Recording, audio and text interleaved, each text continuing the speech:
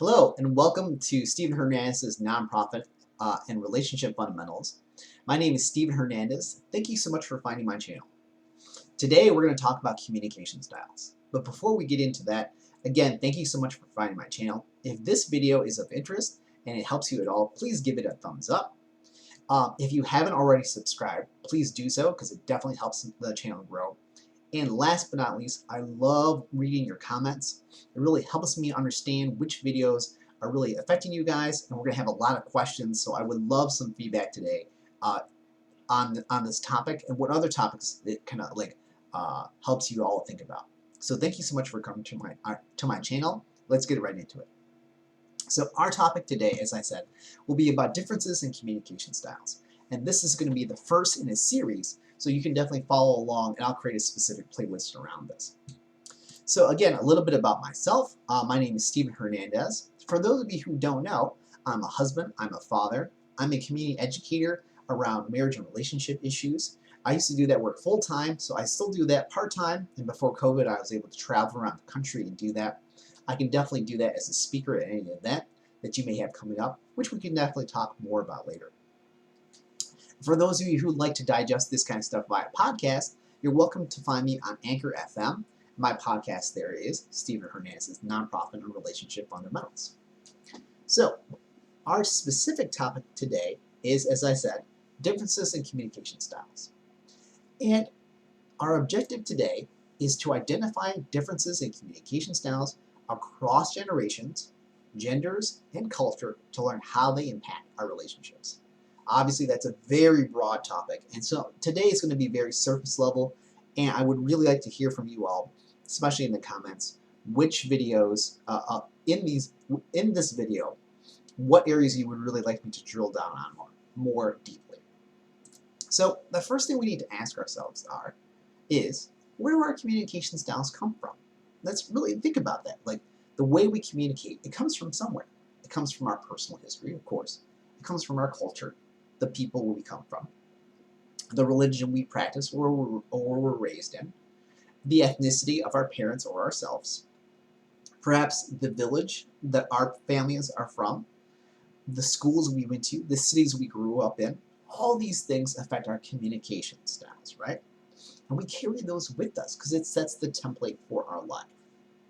So, a little bit about myself. For those of you who don't know, I'm Mexican. I'm first generation. My father was raised in Mexico till he was a young man in his 20s. And though my mother's family was from that same village, she actually grew up in the States. So I'm like first and a half generation, I guess. So think about the culture that you come from, of your parents or your grandparents, right? How does your culture communicate? What subjects are taboo?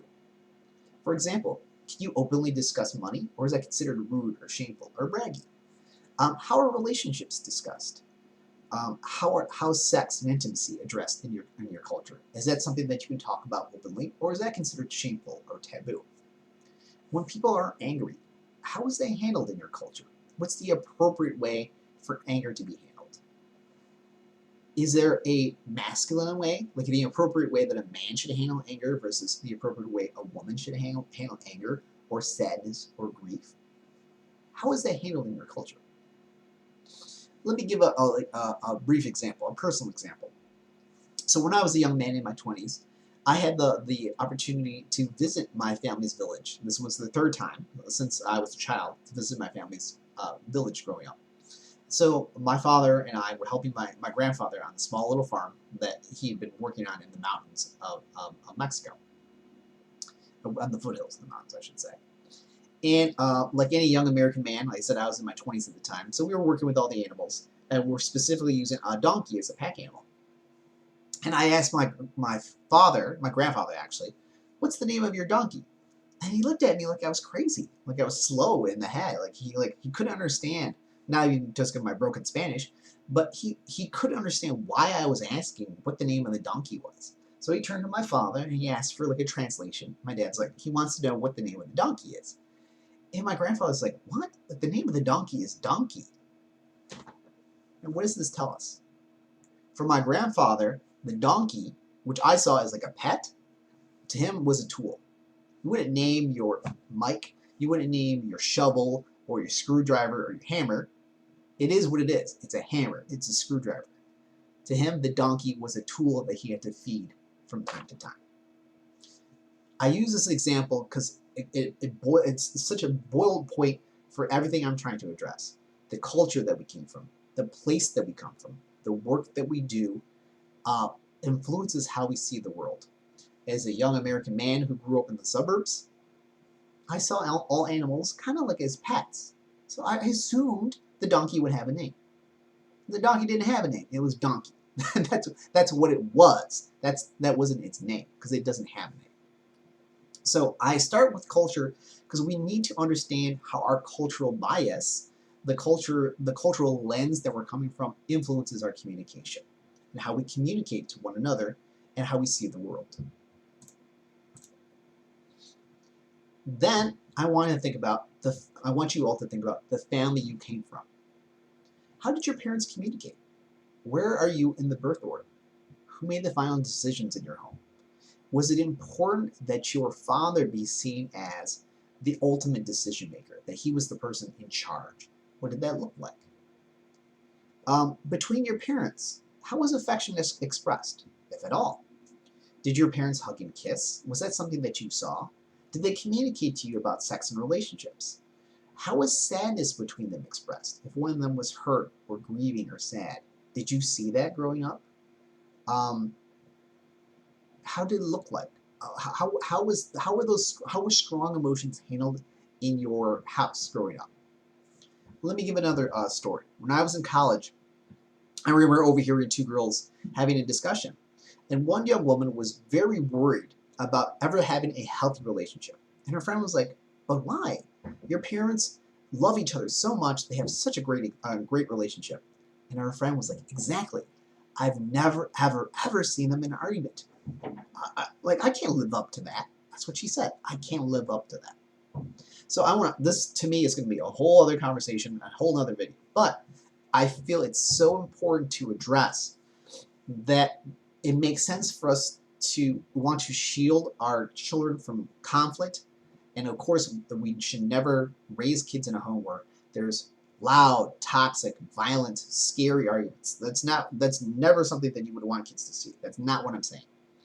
But conflict in relationships of any type is normal.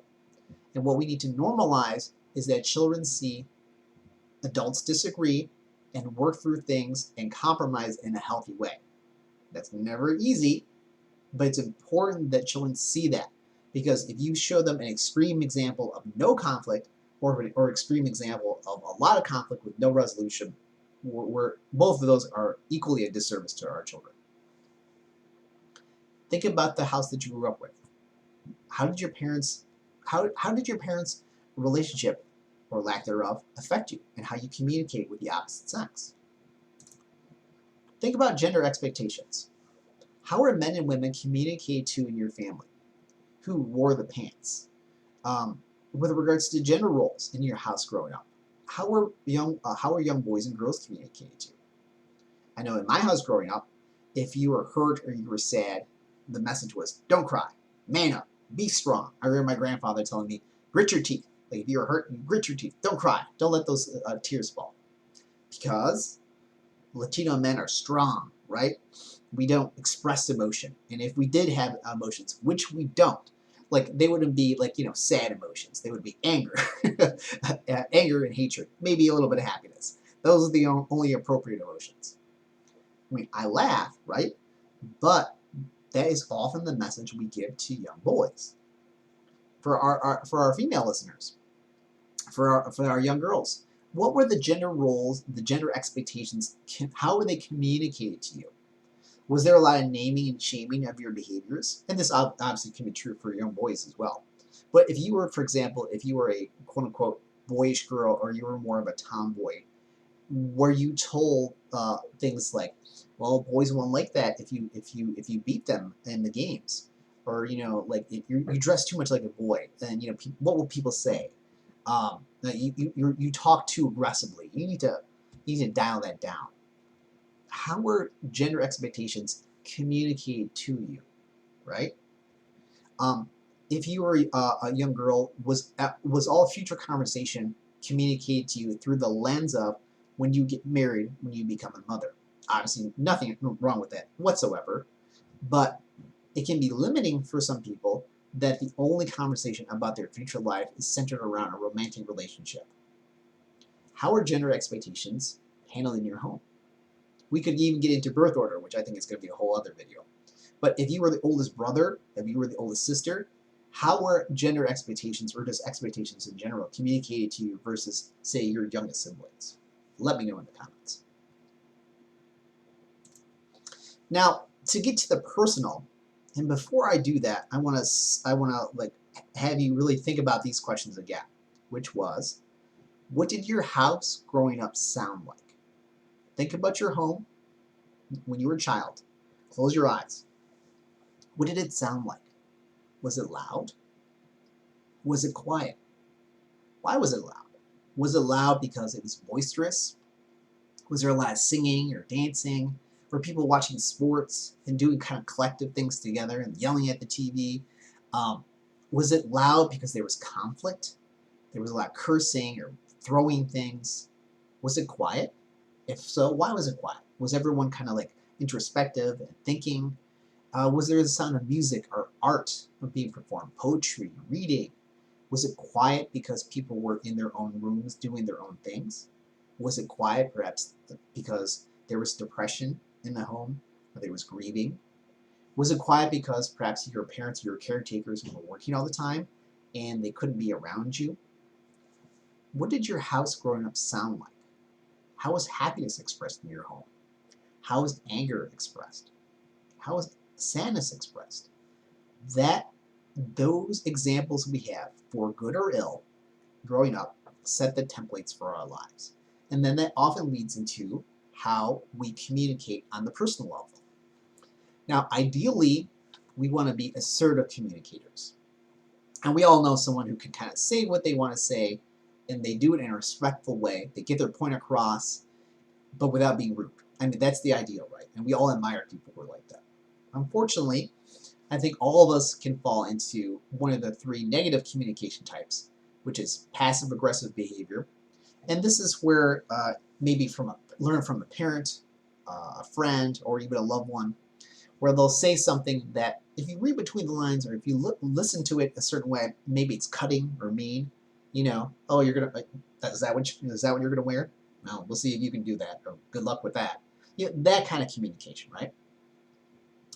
The aggressive communicator, and we all know people who are like this too, where these are the people who feel like they have to get the last word in. They have to let people know how they feel. They have to say their piece, or have to speak their mind, even to the point where it's destructive or self-destructive, and it just causes more conflict. And then the last of the negative communication styles is passive behavior. This is where our communication is almost non-existent. This is where someone is agreeing, kind of maybe just they don't speak or they never express themselves, they never speak up, and they kind of just act as a doormat for the people around them. Ideally, we want to be assertive, but all of us can work on trying to avoid the other negative communication styles. So, again, so much in every one of these topics, but as I close, I want to give you a little bit of homework. Take the time to consider the following. Really think about your background and how it affects your communication style. Where did that come from? Do you talk like your dad? Do you laugh like your mom? Do you argue like a favorite uncle? Is there a certain cultural way that you speak? Like, look at me right now, like I'm flailing my hands around, right? Like that's very much something that I do. And how you take those into the world, right? And sometimes when we speak with people who are older or younger from a different culture, that may cause some barriers, which is going to be definitely a future video. But your last piece of homework is consider what changes you may want to make to how you personally communicate. And this, I want to be clear, I'm not talking about muting something that you really like about yourself, but if maybe you're in some of the negative communication modes, perhaps if you're too passive, if you're too aggressive, or too passive-aggressive, how you might want to change that. Maybe there's some conversations that you haven't had that you really want to, but maybe you don't know how. Next week, we're going to talk about communication techniques that are very powerful that really help you kind of turn those keys into those communications. Whew. Well, that was a lot. Thank you all so much if you made it to the end. I really appreciate it. Again, this is Stephen Hernandez's Nonprofit Fundamentals and Relationship Fundamentals. If this video was of help, give it a thumbs up. Check out all my other videos on nonprofit work and relationships. I hope this video was of help. If you would like to book me as a speaker for any of your relationship or family topics, I would be happy to do so. Thank you again. I appreciate so much that you decided to spend some of your time with me today. Thank you again, and I hope you come back.